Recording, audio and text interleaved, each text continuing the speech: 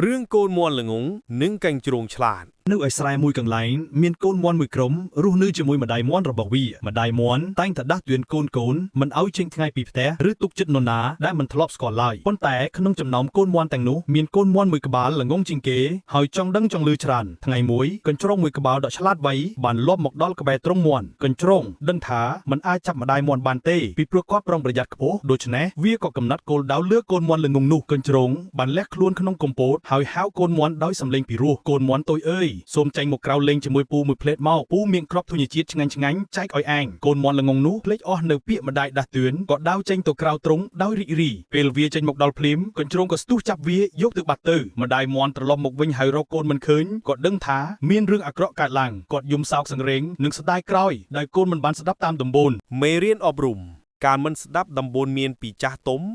ឬអ្នកដែលស្រឡាញ់យើងអាចនាំមកនឹងគ្រោះថ្នាក់